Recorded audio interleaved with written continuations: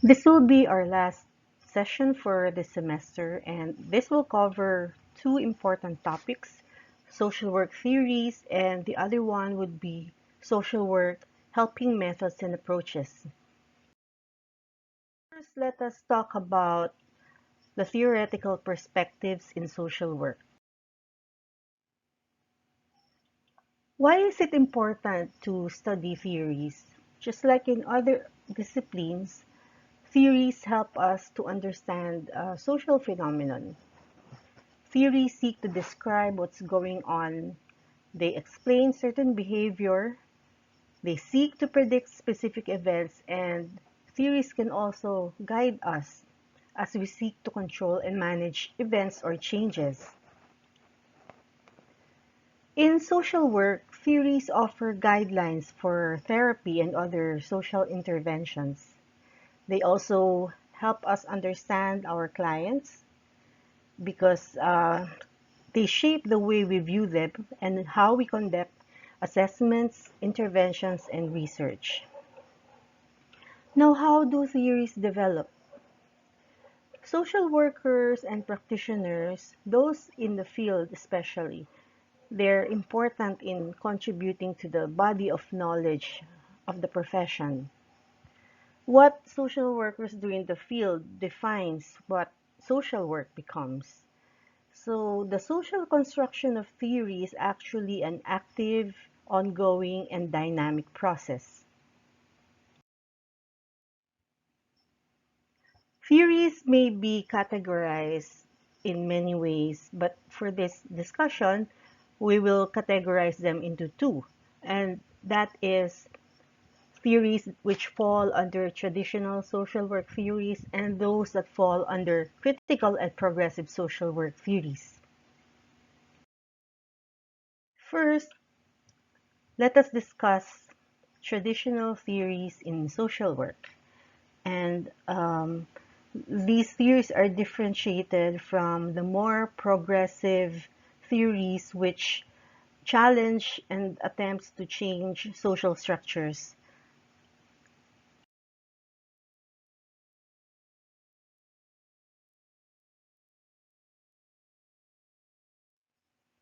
Moving on, the generalist systems theory. This theory is premised on the belief that all of the social sciences could be integrated using systems as a unit of analysis.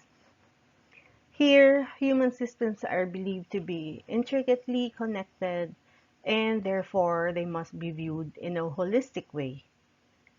Systems are also interrelated and interdependent. The systems theory explains change, and in this case, the social worker's role is to try to maintain balance within each system.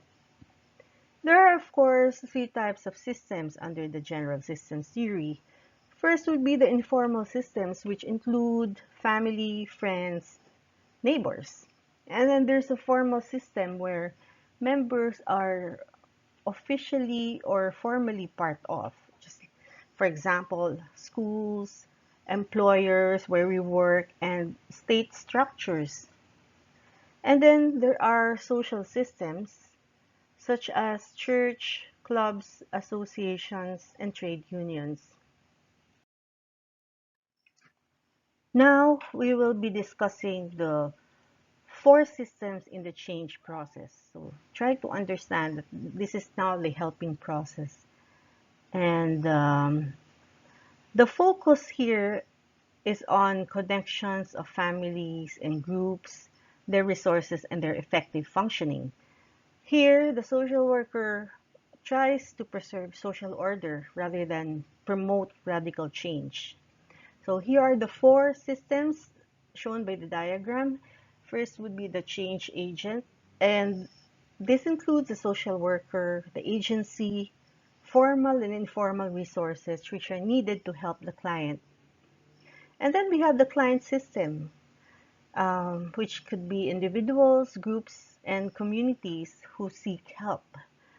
And then the third one would be the target system.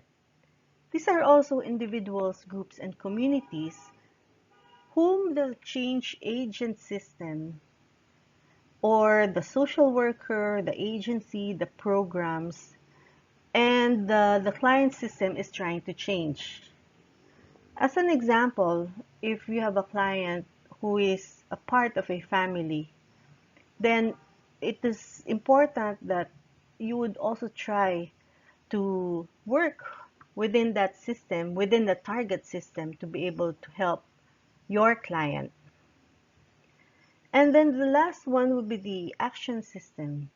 These are all of the people with whom the change agent um, works to achieve the change efforts. The social worker, the agency with their programs, most of the time they work with other professionals, just like medical professionals, lawyers, and it's important to understand that this is all part of the change process. Moving on, we will now be discussing the ecological or ecosystem theory.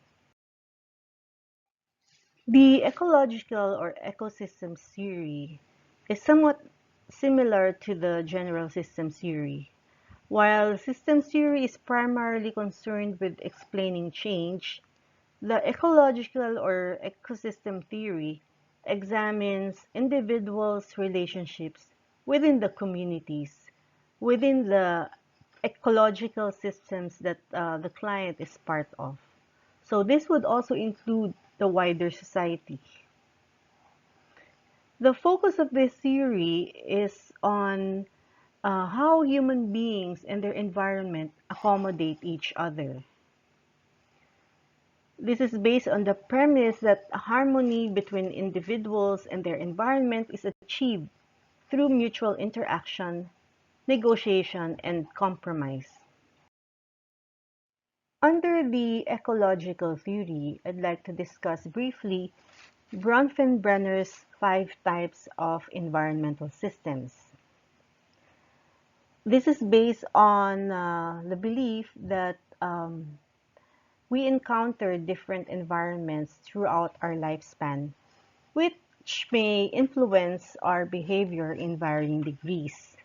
And the systems are the following: microsystem, mesosystem, exosystem, macrosystem, and chronosystem.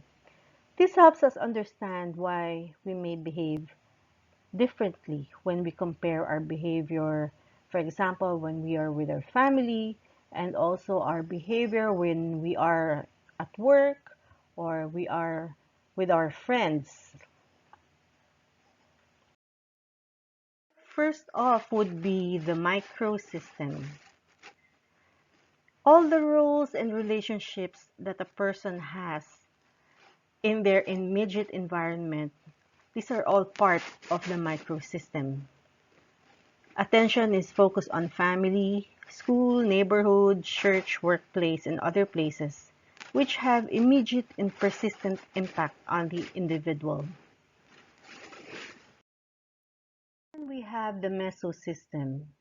You can see that in the orange part of the diagram.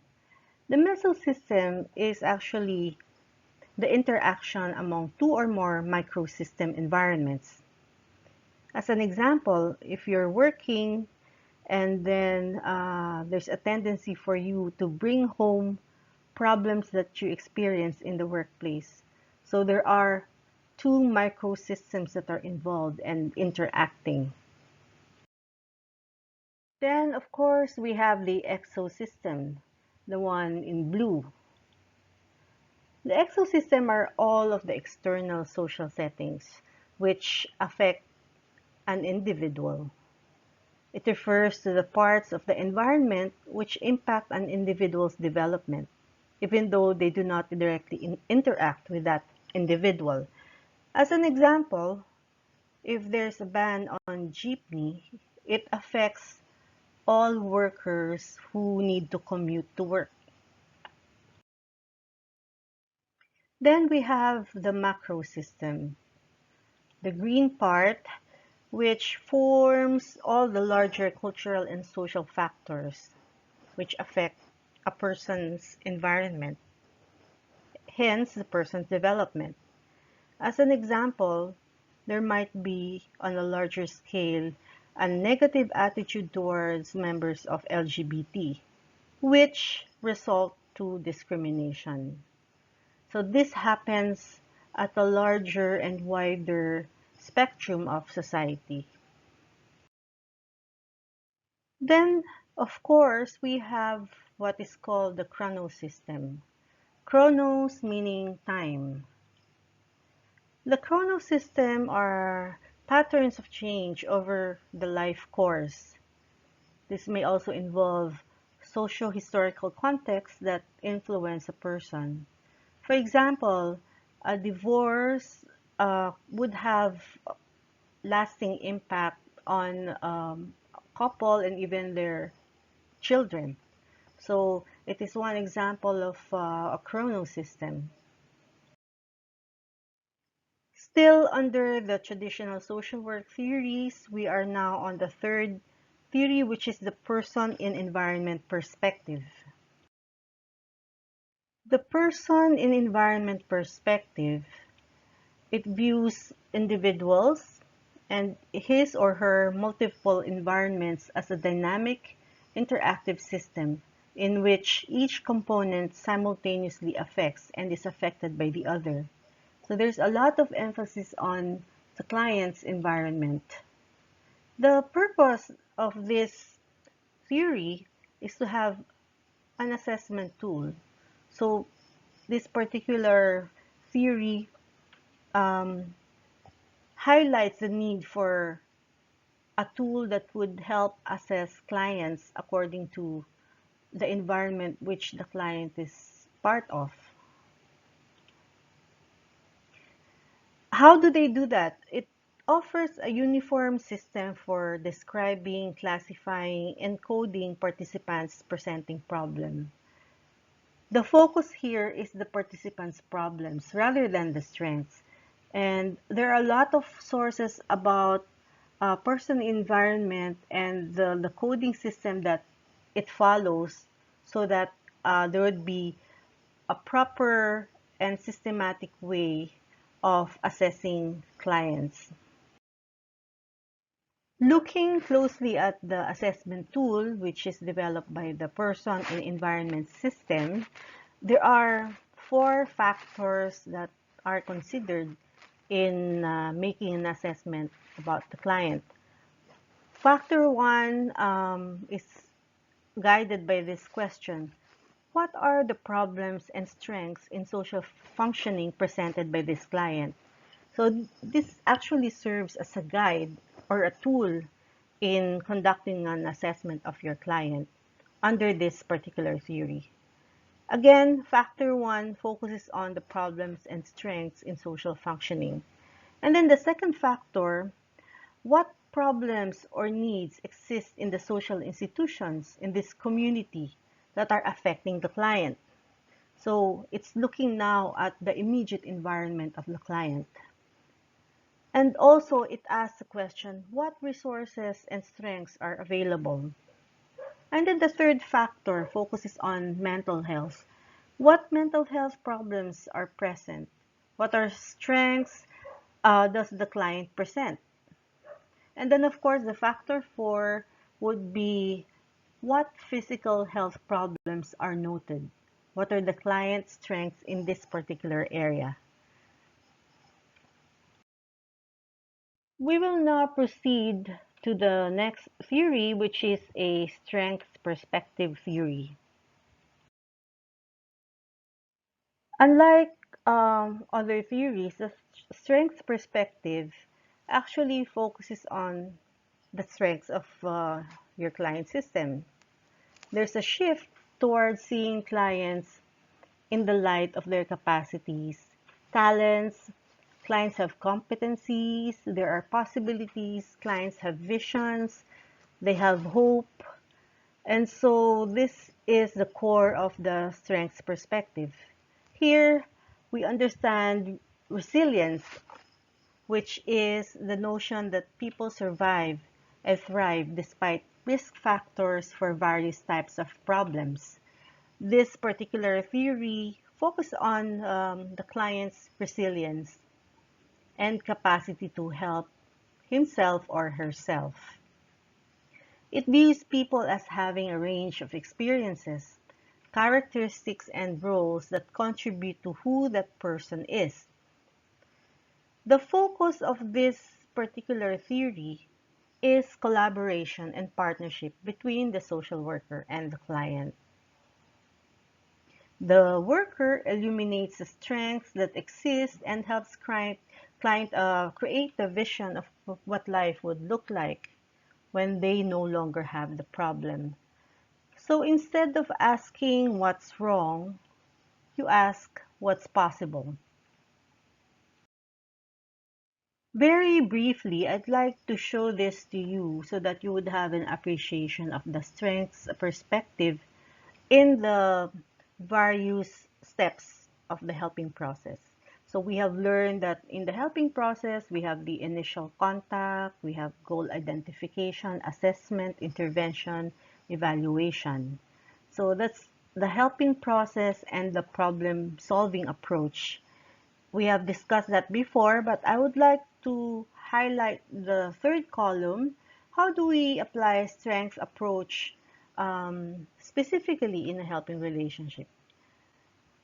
Examples are indicated here. When you do an initial contact with the client, for example, you try to define the person's vision and hopes for the future.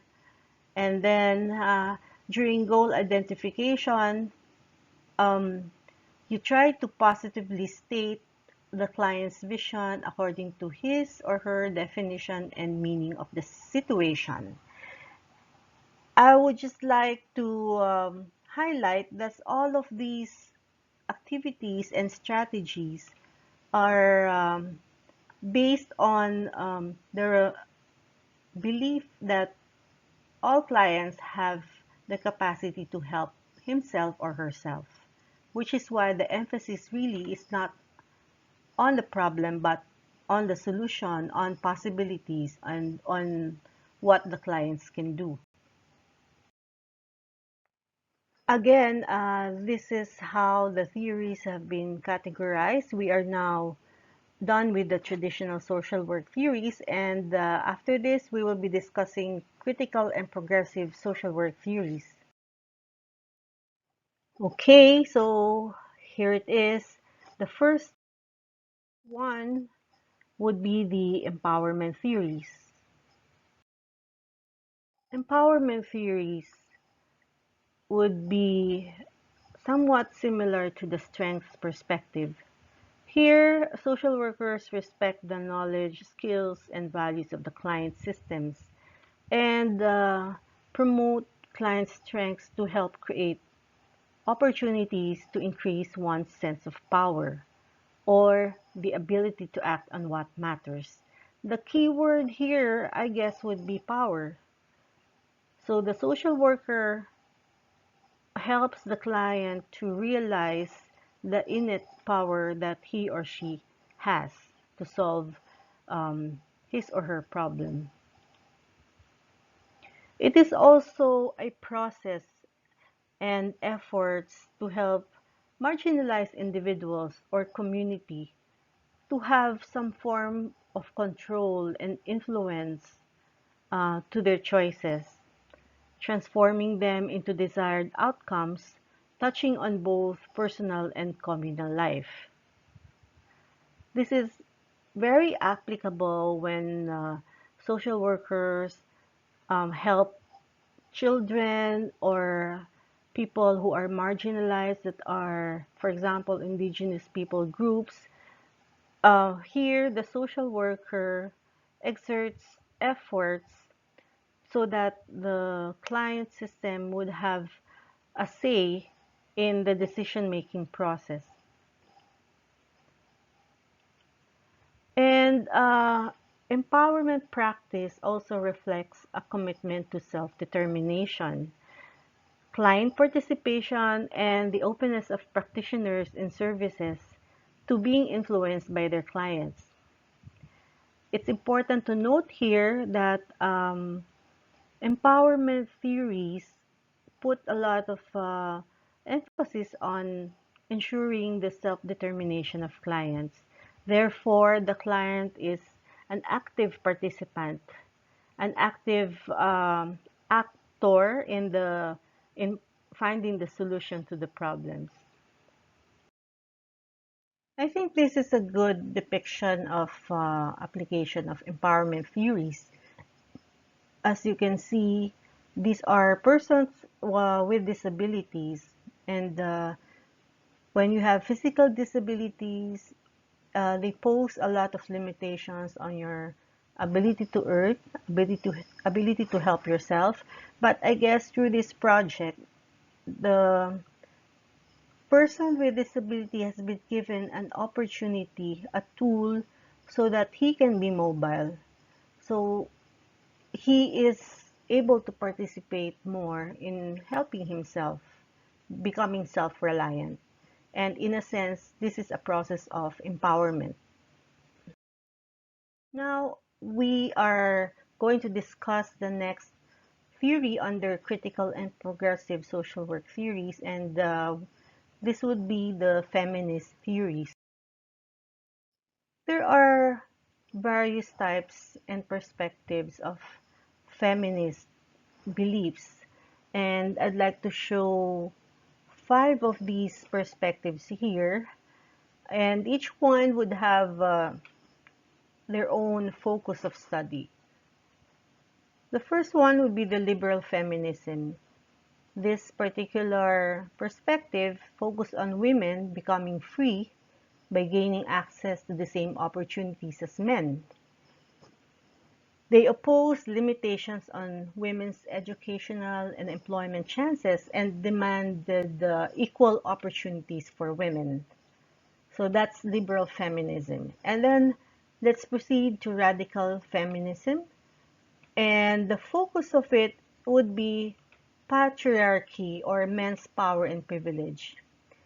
It opposes this social system which is believed to be the root of women's oppression. And then there's black feminism. This is based on the belief that the voices of women of color are often excluded from feminist theorizing. It highlights racism and black women's experience to the history of slavery. And then we have postmodern feminism.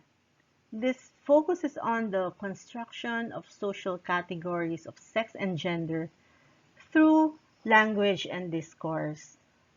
So there are socially created biases for women.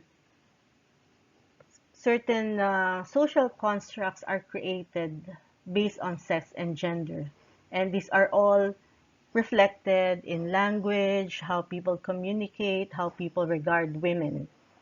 And then there's a socialist and Marxist perspective in feminism. The focus here is on intersections between class and gender oppression. So these issues are related. When there are class oppression, you would see how this is manifested in gender relations. As an example, under a capitalist system, women are considered reserve army of labor. They are often exploited for free labor at home. So these are the five feminist theories.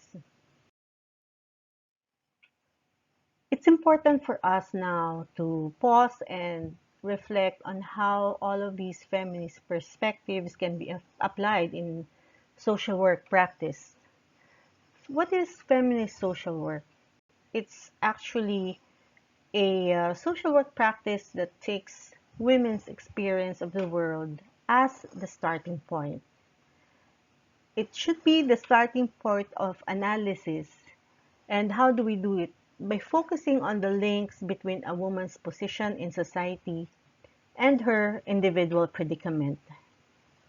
Feminist social work practice responds to her specific needs creates egalitarian relations in client-worker interactions, and also it attempts to address structural inequalities. Feminist social work makes use of women-centered approaches, which advocate sensitive, gendered responses to the needs of women clients and women workers. And they also challenge gender-blind theories and practices. The third theory under critical and progressive theories would be liberation theories and empowerment education. Now, what are liberation theories and empowerment education? This particular social work theory aims to educate individuals to move from oppression to liberation and take collective action to change oppressive cultural and social structures. How do we do that? This is actually based on, everybody knows Paulo Freire, um, and he was instrumental in promoting this theory in the 50s and 60s through his work, Pedagogy of the Oppressed. He said that those who educate, facilitate, or help in any way, be it social workers, research teams from universities, and so forth, must first learn to listen to and work with those whom they are helping. The theory puts importance on conscientization, which is the process of becoming aware of social and political contradictions, and then to act against the oppressive elements of our socio-political conditions. It makes use of a process of raising awareness of the marginalized, of the poor, to understand their situation better, so that they would be able to act against oppressive elements of the systems in the society. This particular diagram shows the process of the application of liberation theory in social work. As I have mentioned, conscientization, according to Paulo Freire, is a process. So first off, the social worker encouraged client to speak from experience. And then um, the social worker and client identify common theme among own situations. And then it goes on to create analytical perspective to understand root causes of the problem. And together, develop solutions and strategies for change. So it provides opportunity for social worker and for the client system to be able to reflect on the situation, to be able to uh, develop self-awareness and understanding about the socio-political context. Here, the purpose of education should be individual liberation, so that learners who are our clients can be both subjects and actors in their own lives. So when we help the marginalized, the poor farmers, for example, we also try to help them understand the situation, understand the context, to be aware of unfair structure, so that um, changing the structure would be part of the solution. Now, here's a photo of a farming community, both men and women, protesting against federalism and martial law, and also pushing for agrarian reform. Here we could see how politicized or how self-aware the farmers are with regards to the socio-political situation which affect them. Here you will see how they try to gather together collectively and try to influence decision makers and policy makers. So this, in a sense, is an example of how liberation theory can empower those who are marginalized, like the farmers, the fisher folks, the indigenous people. Now we move on to the radical and structural social work. This particular theory has been influenced by Marxist theories concerned with the broad socio-economic and political dimensions of society, and how these dimensions have created unequal relations. It is based on a perspective that society is composed of groups with conflicting interests who compete with resources, power, and the prevalence of their own view of the world. And we know that resources are usually concentrated on a few rich families in many of the developing countries, like the Philippines. So this particular theory does not ignore individual problems. Instead, it shifts the focus to social and political structures and trying to change them. The belief is that personal problems are connected to a broader societal conditions, which is characterized by inequalities. Inequalities of power and also lack of access to resources. Moving on, what are the ways wherein we can implement radical and structural social work theories? This diagram shows 5 ways of carrying out radical and structural social work practice. One would be deconstructing socio-political discourse to reveal relationship with individual struggles. This means making the clients more aware of what is happening in society and how these are affecting individual problems. And then it says here providing clients with insider information. Actually, when I was reading this, I'm thinking that this applies to, information that are not always readily available to the people.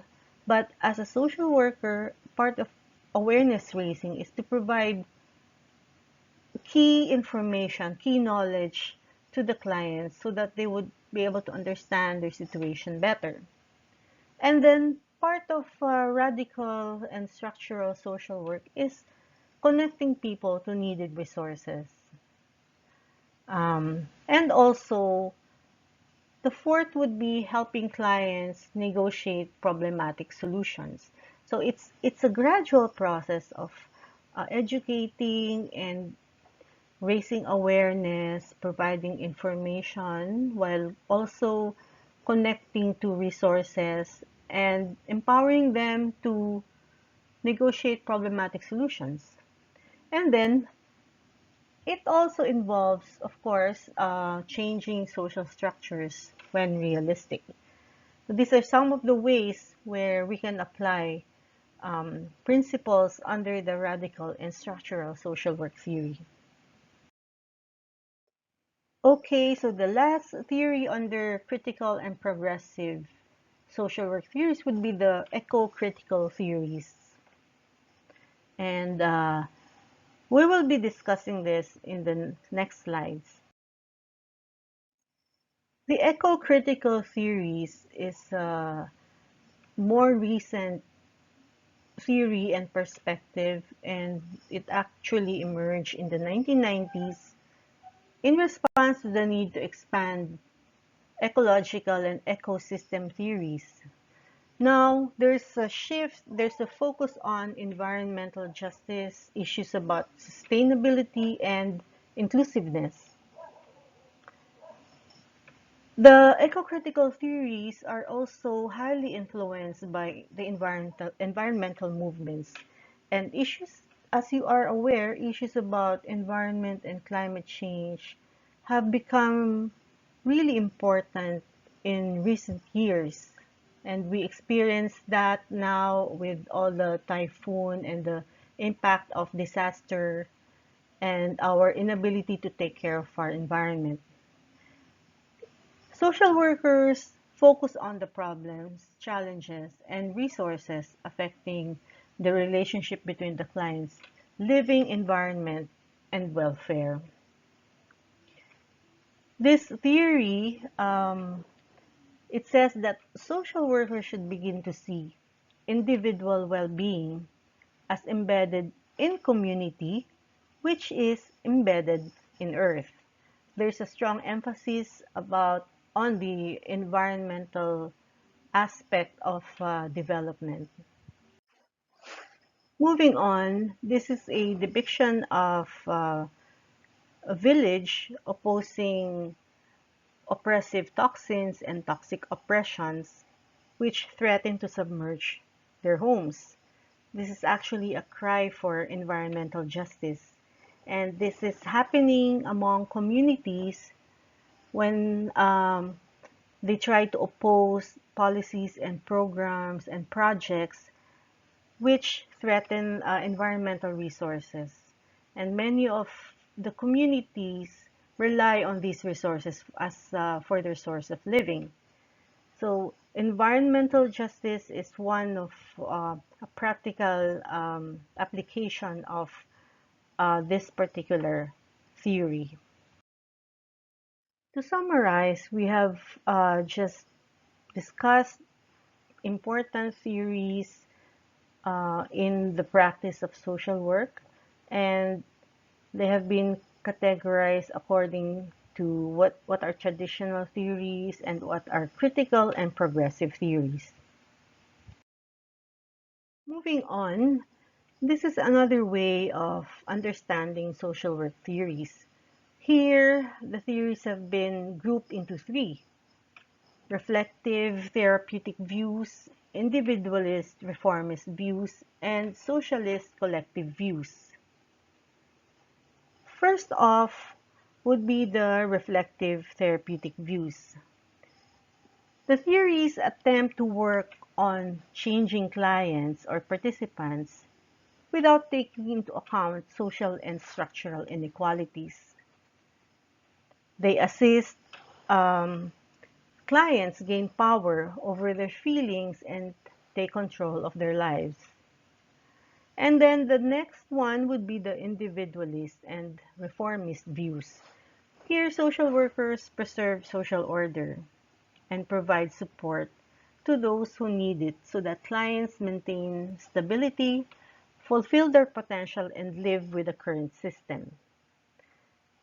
The purpose is to change the client within the system without taking into account the system itself.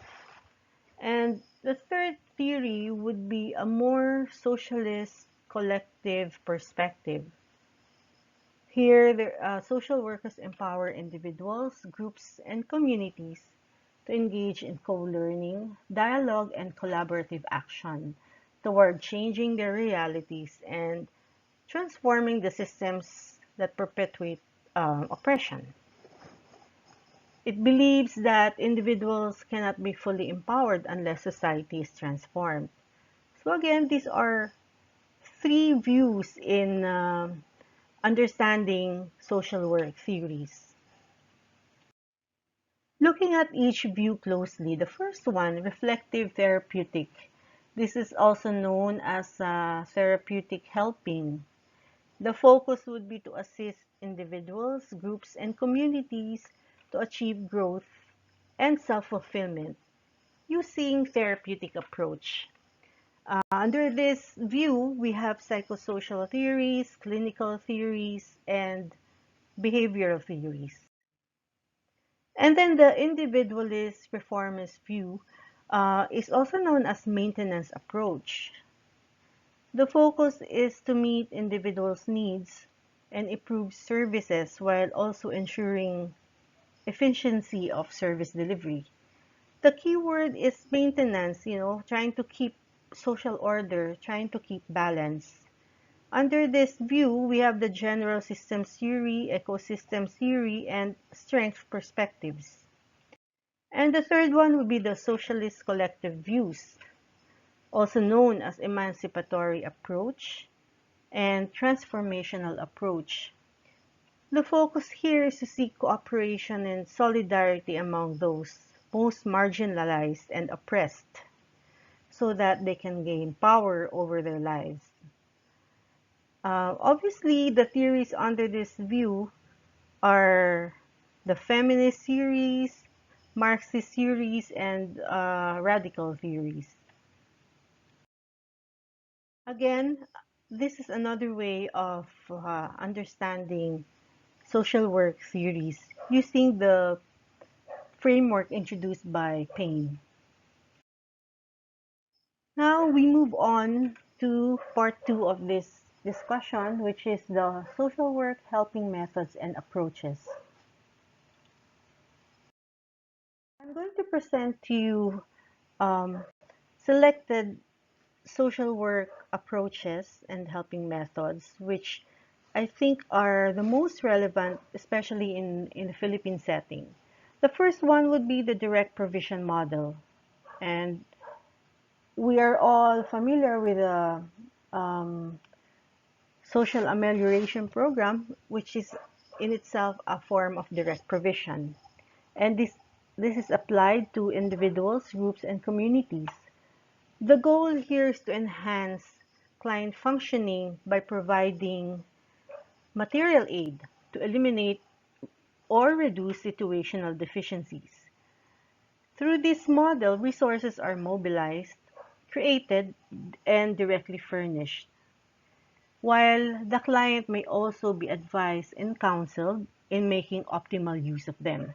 But basically, the focus is to provide material resources to the client. And this is not a form of dole out, as some people would say, because direct provision model also requires assessment of the clients in need. So it has to go through a process, a helping process to be able to carry out this model. The intercession mediation model. This is also applied to individuals, groups, and communities, and it involves negotiating the service jungle. We know that for a certain client group, there are several programs and services that may be available, and the role of the social worker is to be able to connect the client to the needed services. The worker here can act as a helper, interpreter, facilitator, broker, escort to ensure efficient service delivery. As an example, for juvenile delinquents, social workers work with lawyers and other professionals. And in cases where there are issues about health, then the social worker plays an important role in linking the client with the appropriate professional to help him or her. And then the next model would be mobilizing the resources of client system to change their social reality. It is based on the premise that problems may not always be due to individual inadequacy, but they may also be brought about by social realities. For example, if there's a community without potable water supply, then naturally there are a lot of health issues because of unavailability of clean water. So in this case, the social worker guides and enables the client using own resources to change this particular social reality.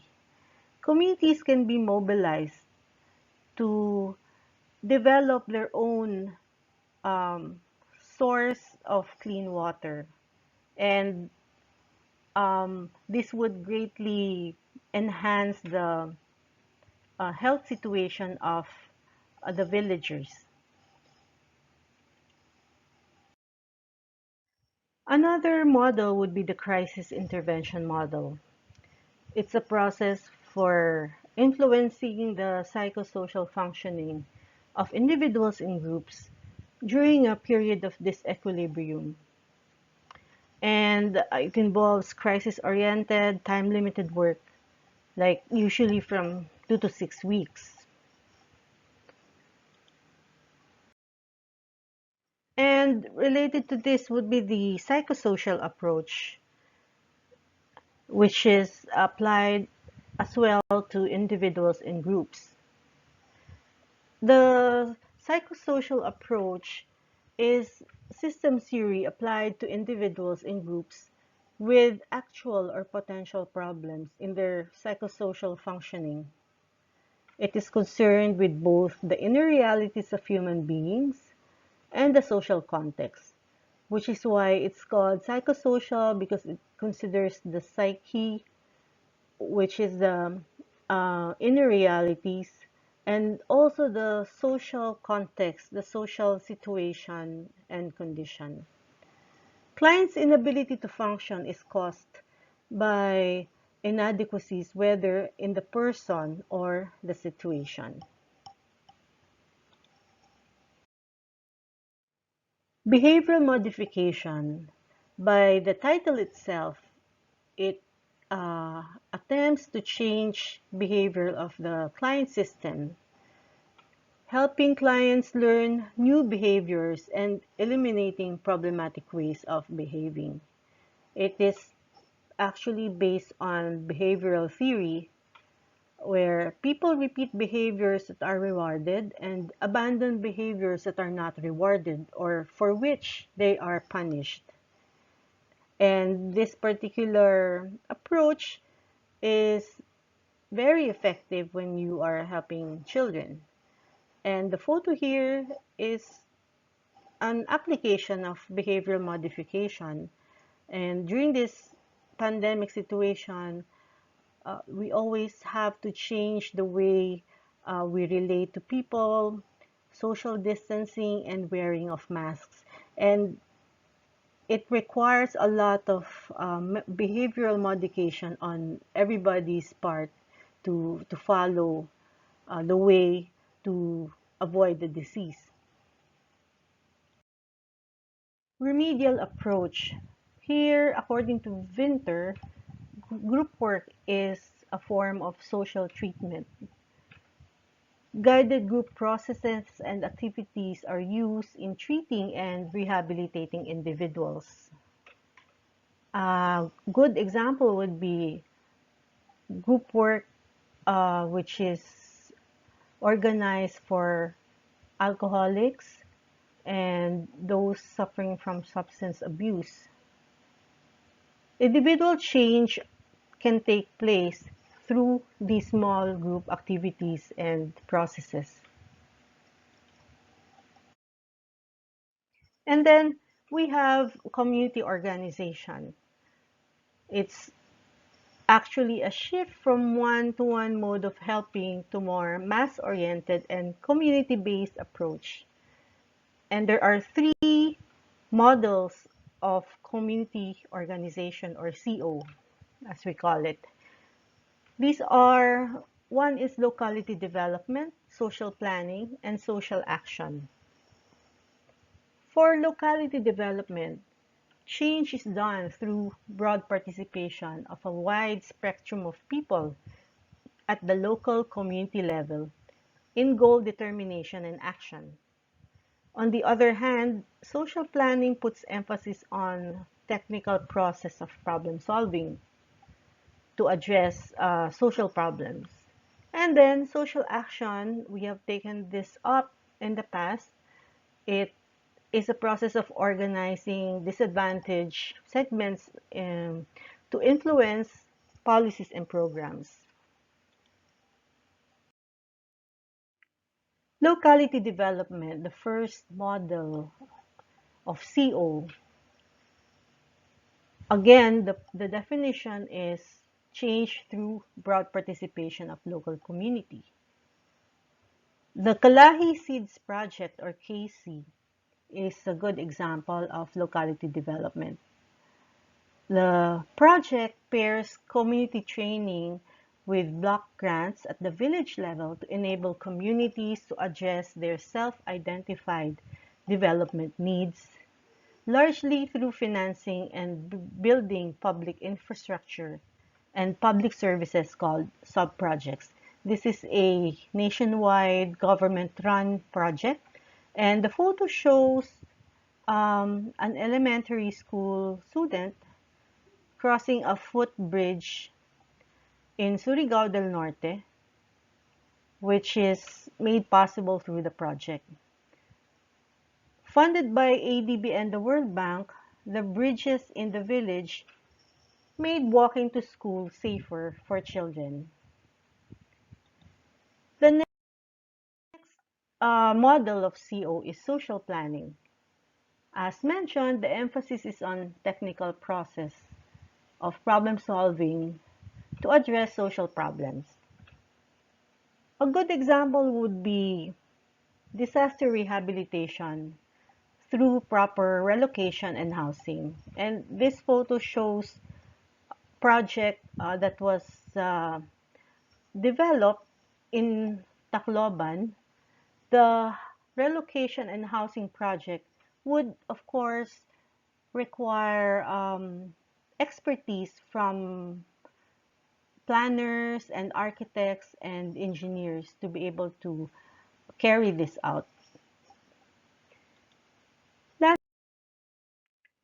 social action would be the third model under CO, and it includes actions to influence policies and programs to protect disadvantaged segments in society. And in this case, we see child rights advocates demonstrating in front of the Senate to protest against the proposed bill, which seeks to lower the minimum age of criminal responsibility from 15 years to 12 years old.